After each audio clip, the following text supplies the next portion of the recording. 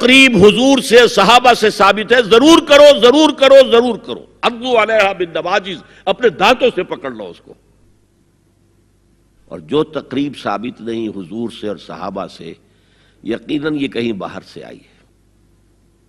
یا تو ہمارا خاندانی پس منظر جو ہے، اکثر تو ہندوؤں سے مسلمان ہوئے، وہ سادات ہوں، صدیقی ہوں، فاروقی ہوں، عثمانی ہوں، وہی ہیں نا جو باہر سے آئے تھے، باقی تو اکثریت یہیں سے، وہ اپنا ہندوانہ پس منظر لے کر آئے۔ تو جس کا ثبوت صحابہ کے دور میں نہیں، وہ یقیناً باہر سے آئی ہوئی چیز ہے، اس میں پھر سادگی نہیں، اس میں کمی نہیں، جڑ سے کاٹو اس کو۔ اس بنیاد پر ہم نے 5 فیصلے کیے، ذرا سن لیجئے آپ بھی، اگر آپ کوئی سوشل ورک کرنا چاہیں اس کو عام کریں۔ نمبر 1، نکاح مسجد میں۔ حدیث موجود ہے، ترمذی شریف کی روایت، اعلنوا ھذا النکاح واجعلوہ فی المساجد، نکاح کا اعلان عام کیا کرو، مسجدوں میں منعقد کیا کرو۔ میں حیران ہوتا ہوں کیوں نہیں علماء کرام نے اس کی طرف توجہ دلائی۔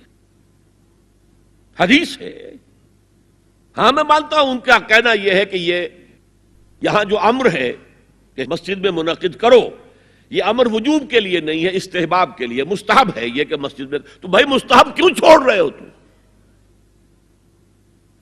وہ اس لیے چھوڑنا پڑتا ہے، مولوی بیچارے کی حیثیت ہے ہی نہیں معاشرے میں کہ وہ کہے جناب یہاں آئیے میرے پاس، میں نہیں آؤں گا آپ کے گھر نکاح پڑھانے کے لیے۔ وہ اپنا رجسٹر بغل میں دبائے بیٹھا سوکھتا رہتا ہے۔ وہ تو آنی تھی بارات عصر کے وقت، مغرب بھی جا رہی ہے، آئی ہی نہیں، وہ بیٹھا قریب۔ پہلے 20-30 روپے ملتے تھے، اب 200 300 400 ملتے ہیں، اور کیا ہے۔ میں نے انہیں یاد دلایا، دیکھو شرم کرو، عیسائیوں نے آج تک اپنے چرچ کی اور اپنے پادری کی عزت یہ رکھی ہے کہ شہزادے اور شہزادی کی شادی ہوگی وہ بھی پادری چرچ میں آئیں گے۔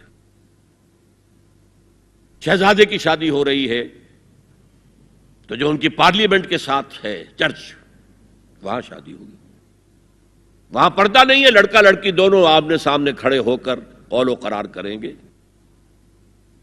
ہمارے ہاں پردہ ہے تو اس لیے لڑکی کے گھر بھی جائیں گے تو لڑکی تو محفل میں نہیں آئے گی، لڑکی کا ایک وکیل ہوگا، وہ وکیل اجازت لے کر آئے گا، 2 اس کے گواہ ہوں گے، اس کے سامنے اجازت لی گئی، پھر وہ نکاح خواہ کو اجازت دیں گے، وہ نکاح پڑھا دیں گے۔ پہلی بات یہ ہو گئی کہ نکاح مسجد میں۔ نمبر 2، نکاح کے موقع پر کوئی دعوت طعام نہیں، کوئی ثابت نہیں۔ دعوت طعام صرف ایک ہے، وہ ولیمہ ہے، اور اس قدر معقول بات ہے، سب باپ اپنے سینوں پر ہاتھ رکھ کر سوچیں اور میری بات سنیں، کیا بیٹی کو گھر سے رخصت کرنے کا وقت جو ہے وہ خوشی کا وقت ہوتا ہے؟ جب بیٹی گھر سے جا رہی ہو، کوئی جانور بھی آپ قربانی کے لیے، کوئی مینڈھا کو بکرا لے آئیں 8-10 دن پہلے اور بچے مانوس ہو جائیں تو وہ جب آپ ذبح کرتے ہیں تو پچھاڑے کھاتے ہیں کہ نہیں بچے؟ اور یہ لخت جگر ہے، نور چشم ہے، 18 20 22 برس گھر میں رہی ہے، وہ جا رہی ہے، خوشی نہیں ہے وہاں، صرف یہ ہوتا ہے اے سائی آف ریلیف کہ ایک ذمہ داری کا بوجھ تھا، اللہ نے آج پورا کرا دیا، اتروا دیا بوجھ۔ پھر بھی اندیشہ ہوتا ہے، پتہ نہیں مزاج ملے نہ ملے، نئے ماحول میں جا رہی ہے، وہاں جا کر ایڈجسٹ ہو یا نہ ہو، اندیشے پھر بھی ہوتے ہیں ذہن کے اندر۔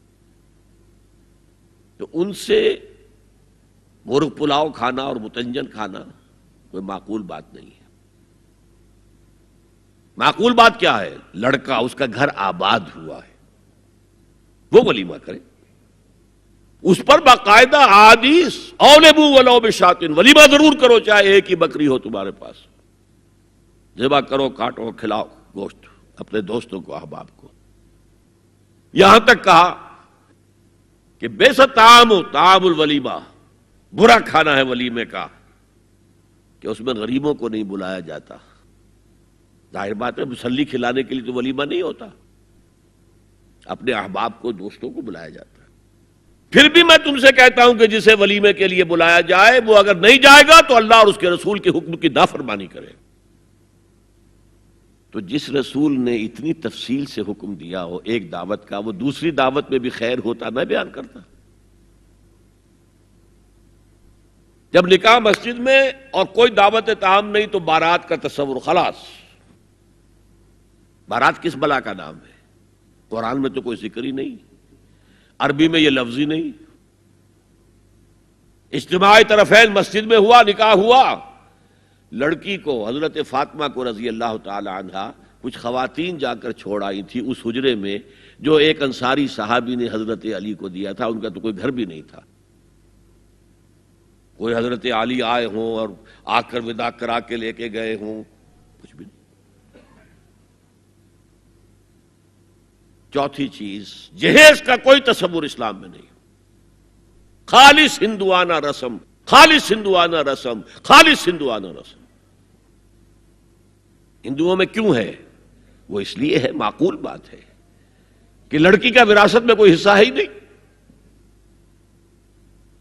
وہ تو جب گھر سے نکل رہی ہے کچھ دے دلا کے رخصت کر دو. دان دہیج یہ خیرات ہے، لڑکی کا حق کوئی نہیں ہے گھر پر. اسلام میں تو لڑکی وارث ہے. والد فوت ہوں گے وراثت تقسیم ہوگی، والدہ فوت ہوں گی کوئی ان کی ہے ملکیت وہ تقسیم ہوگی. شادی کے موقع پر کوئی جہیز اسلام میں نہیں، قطعاً نہیں.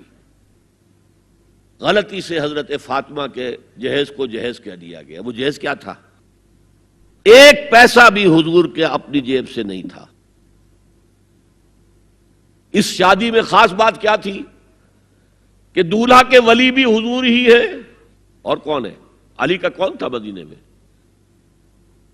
اور دلہن کے والد بھی حضور ہیں. اب حضور پوچھتے ہیں حضرت علی سے، تمہارے پاس مہر دینے کے لیے کچھ ہے؟ عرض کیا میرے پاس تو کچھ نہیں. وہ فقراء صحابہ میں سے تھے. فرمایا مہر تو دینا ہے، تمہارے پاس ایک زرہ ہوتی تھی. جی ہاں زرہ تو ہے. انہوں نے یہ سمجھا زرہ تو جہاد کے لیے ہے، کوئی وہ دولت تو نہیں ہے. فرمایا جاؤ اسے بیچو یا گروی رکھ کے قرض لے کر آؤ. وہ گئے، حضرت عثمان نے خرید لی اور کچھ دنوں کے بعد واپس کر دی ہدیتاً. یہ زرہ میں ہدیہ آپ کو کر رہا ہوں. اس وقت اگر کہتے چھوڑو علی، کہاں تو لو میں پیسے دے دیتا ہوں تمہیں، تو ان کی طبیعت پر بار ہوتا. اس پیسے سے حضور نے کچھ پیسے گھر بھیجے اندر، دلہن کو ذرا تیار کر دو. اور کچھ پیسوں سے وہ ایک گدا جس میں کھجور کی کھال بھری ہوئی تھی، اور 2 تکیے جس میں کھجور کی کھال بھری ہوئی تھی، ایک مشکیزہ کنویں سے پانی تو لانا ہی ہے نا، ایک چکی جو ہو یا گیہوں ہو پیسنا تو ہے نا، کوئی 1-2 برتن اور. اللہ اللہ خیر صلی اللہ. یہ تھا جسے جہیز کہتے ہیں، جس میں ایک پیسہ بھی حضور کا شامل نہیں ہے. وہ حضرت فاطمہ کا مہر تھا جسے بنایا گیا. ورنہ مدینے ہی میں دوسری آپ کی صاحبزادی کا نکاح حضرت عثمان سے بھی ہوا. کہیں ذکر ہے جہیز کا؟ حضرت عثمان کا گھر بھرا ہوا، ہر چیزیں موجود، وہاں تو کسی جہیز کا تذکرہ نہیں. بہرحال یہ شادی کو آسان کرو، زنا کو مشکل بناؤ. یہاں شادی کے لیے 9 من تیل ہوگا تو رادھا ناچے گی، ورنہ یہ کہ بڑی ہو رہی ہے، عمر ہو رہی ہے، سب کچھ ہو رہا ہے، لیکن کچھ تقاضے تو ہے نا، آخر کچھ تو کرنا ہوتا ہے نا. آخر کچھ نہ کچھ لوگوں کو تو کھانا کھلانا ہی ہوتا ہے نا. بارات تو آخر آئے گی ہی نا، کچھ نہ کچھ تو دینا ہی ہوگا. کچھ جوڑے کپڑے، کچھ یہ. اسلام کا فلسفہ جو میں نے 4-5 باتیں آپ کو بتا، فلسفہ یہ ہے کہ لڑکی کے باپ پر ایک پیسے کا بوجھ نہیں. اس نے لڑکی پال پوس کے تمہارے حوالے کر دیا، اب اور کیا چاہتے ہو تم؟ سارا مرد آزماں، مرد آفرین، مرد کو چیلنج دیا ہے، تم مرد ہو، مہر تم دو گے. اور سب سے بڑھ کر کیا ہو رہا ہے آج کل بھی ہوتا ہے، وہ ہمارے ایک کچھ کام ہوتے ہیں اسلامی، وہ بھی ہے، کچھ وہی ہندوانہ پس منظر. نکاح کی محفل میں چھوارے کون لے کے آتا ہے؟ جی لڑکے والے. اور پلاؤ کن سے کھاتے ہیں؟ بھائی جس کو تمہیں مرغ پلاؤ کھلا رہا ہے وہ چھوارے نہیں بانٹ سکتا تھا؟ یہ ہے اسلام اور غیر اسلام کا امتزاج. چھوارے لڑکے والے لے کر آئیں گے اور پھر دعوت اڑائیں گے لڑکی والوں کی طرف سے. هي الحلقات تحفظني بآيات من القرآن، هي الحلقات تملأني بحب المصطفى العدنان، هي الحلقات تحفظني